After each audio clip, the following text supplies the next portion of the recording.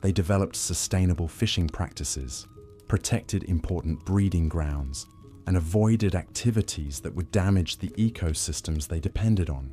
The relationship between these maritime communities and the natural environment was one of interdependence rather than domination. They saw themselves as part of the marine ecosystem rather than separate from it, and their practices reflected this understanding. This ecological wisdom helped them maintain their way of life for centuries while other societies depleted their resources. The decline of these remarkable floating civilizations wasn't sudden or uniform. Different communities adapted to changing conditions in various ways, with some successfully transitioning to new circumstances, while others gradually disappeared.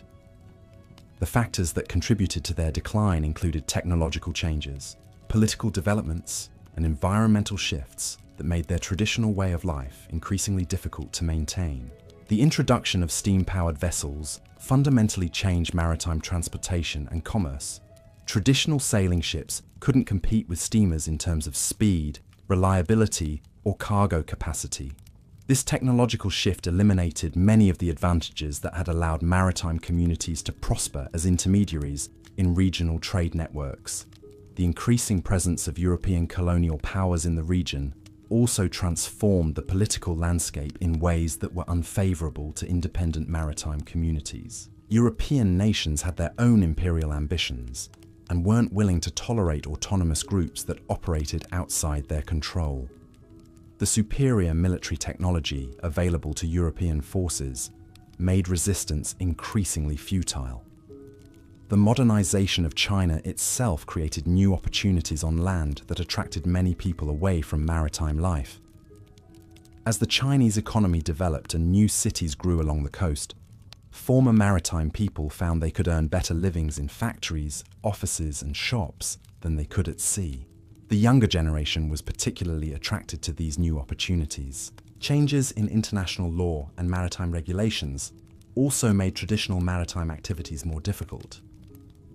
The old system of informal arrangements and personal relationships was replaced by bureaucratic procedures and official documentation that favored established institutions over independent communities. Many maritime people found it impossible to navigate these new legal requirements. Environmental changes in the South China Sea region also contributed to the decline of traditional maritime communities. Pollution from industrial development degraded marine ecosystems, while overfishing by commercial fleets depleted the resources that had sustained maritime families for generations. Climate change altered weather patterns and ocean conditions in ways that made traditional navigation and fishing methods less reliable. The transformation of former maritime people into land-based citizens was a gradual process that took place over several generations. Some made the transition successfully, using the skills they had learned in maritime communities to build prosperous lives in the modern economy. Others struggled to adapt to the constraints and expectations of conventional society. The cultural legacy of these maritime communities can still be seen today in the traditions, practices, and values of coastal populations throughout southern China and Southeast Asia. Many fishing communities, boat people, and maritime workers trace their ancestry back to the great floating civilizations that once dominated the South China Sea.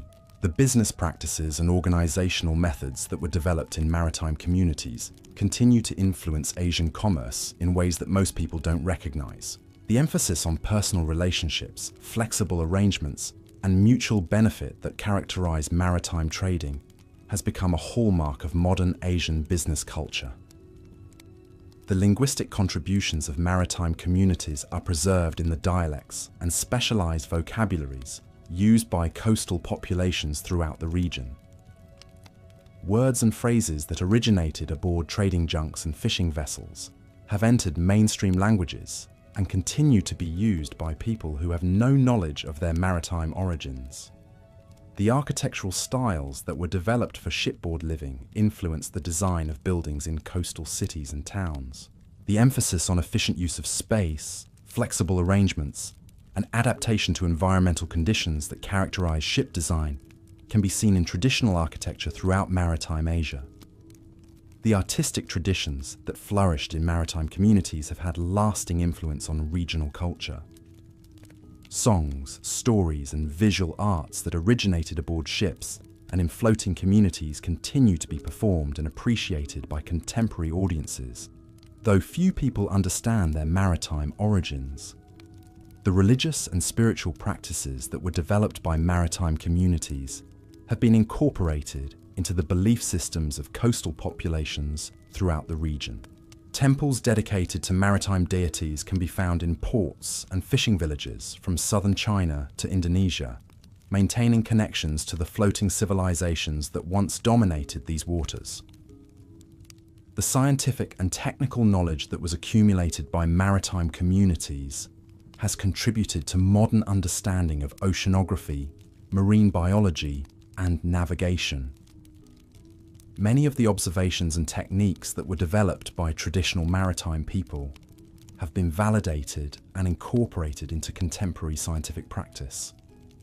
The social innovations that were pioneered in maritime communities have influenced the development of modern organizational theory and management practice. The emphasis on merit-based advancement, collaborative decision-making, and adaptation to changing conditions that characterize successful maritime organizations has been studied and emulated by contemporary businesses and institutions. The legal precedents that were established by maritime communities have contributed to the development of international maritime law and commercial arbitration procedures. Many of the principles and practices that govern modern shipping and international trade have their roots in the informal arrangements that were developed by traditional maritime societies. The educational methods that were used in maritime communities to transmit complex knowledge and skills across generations have influenced modern approaches to experiential learning and practical education. The emphasis on hands-on training, mentorship, and real-world application that characterize maritime education has been recognized as effective by contemporary educators. The environmental practices that were developed by maritime communities have provided models for sustainable resource management and ecosystem conservation. The understanding of natural cycles and ecological relationships that was accumulated by traditional maritime people offers valuable insights for contemporary environmental policy and practice. The story of these remarkable floating civilizations reminds us that human creativity and adaptability know no bounds. Faced with challenging circumstances and limited resources, these maritime communities created ways of life that were not only sustainable, but prosperous and culturally rich. Their achievements demonstrate that alternative forms of social organization can be just as successful as conventional approaches, and sometimes more so. The legacy of Chinese maritime civilization continues to influence the modern world in ways that extend far beyond the South China Sea region. The principles and practices that were developed by these floating communities have been adopted and adapted by societies around the globe, contributing to human knowledge and capability in countless ways. Understanding this forgotten chapter of human history changes our perspective on what is possible when people are free to innovate and experiment with new forms of social organization. The maritime communities of the South China Sea created solutions to complex problems that established institutions couldn't solve, and their achievements deserve recognition alongside the more conventional accomplishments that typically receive historical attention. The personal stories of the individuals who lived in these floating worlds remind us that behind every historical phenomenon are real people with hopes, dreams, fears, and ambitions. The sailors, traders, families, and communities who created this remarkable civilization were not so different from ourselves. They were simply people trying to build better lives for themselves and their children under the circumstances they faced.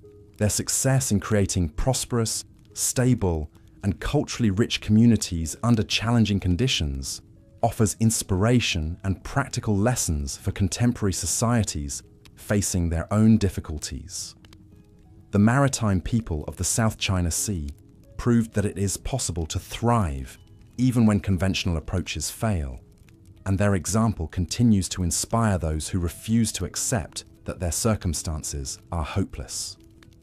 The transformation of Qing Shi from courtesan to pirate queen to respectable businesswoman represents the ultimate expression of the possibilities that existed within this maritime world.